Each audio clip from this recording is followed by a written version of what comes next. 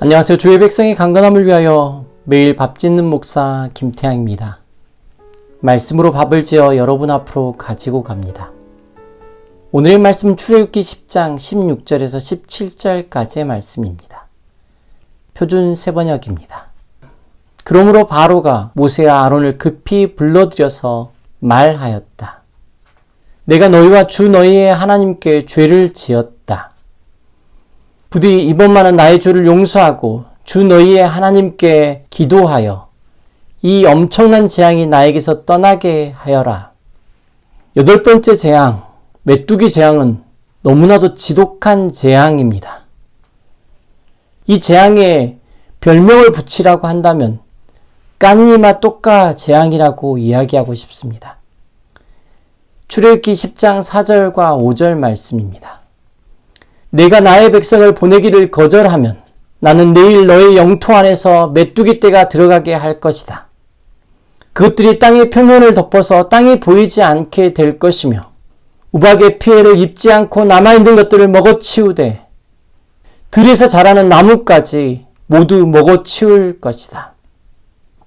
우박 재앙도 무시무시한 재앙이었는데 메뚜기 재앙은 그 우박 재앙에서 그래도 남아있는 것을 모두 거두어가 버립니다. 우박 재앙부터 등장하는 이런 표현을 보셨는지 모르겠습니다. 9장 24절 말씀입니다.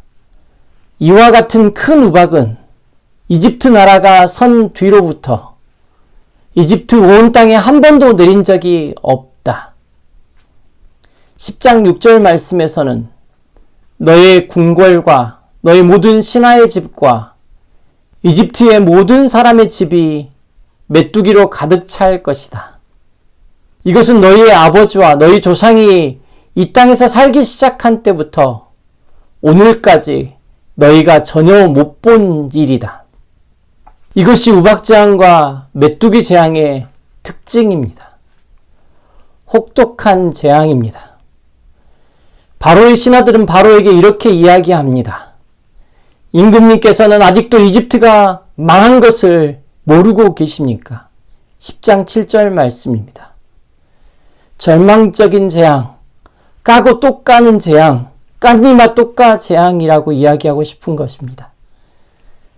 메뚜기가 지나간 결과를 보십시오. 이집트 온 땅에 있는 들의 나무와 푸른 푸성귀는 하나도 남지 않았다. 하나도 남지 않았다.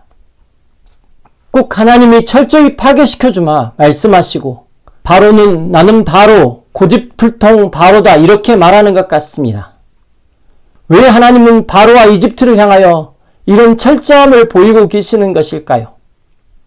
정확하게 여러분에게 전달되었길 소망하는 마음으로 선포합니다.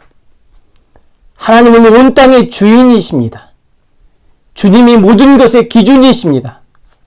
하나님이 뜻하신 것은 하나님이 뜻대로 하실 수 있습니다. 그러나 우리는 알아야 합니다. 하나님은 지금 사라지게 하고 계시는 것이 아니라 주님의 주님 되심을 알리고 계신다는 것입니다. 9장 15절입니다. 모세가 바로에게 전달하는 하나님의 음성입니다. 내가 팔을 뻗어서 무서운 질병으로 너와 너의 백성을 쳤다면 너는 이미 이 세상에서 사라졌을 것이다. 너에게 나의 능력을 보여주어 온 세상에 나의 이름을 널리 알리려고 내가 너를 남겨두었다.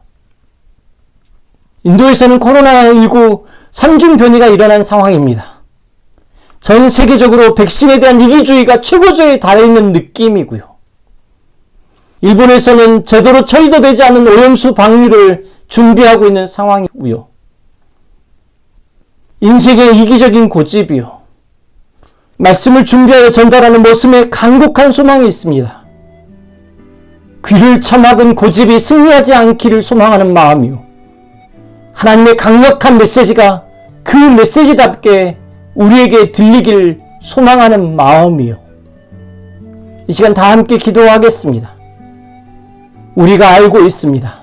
주님께 진심으로 용서를 구하고 주님의 얼굴을 구하는 기도가 우리에게 있다면 주님의 자비와 긍휼하심과 치유하심이 우리에게 있게 될 것을 우리가 알고 있습니다.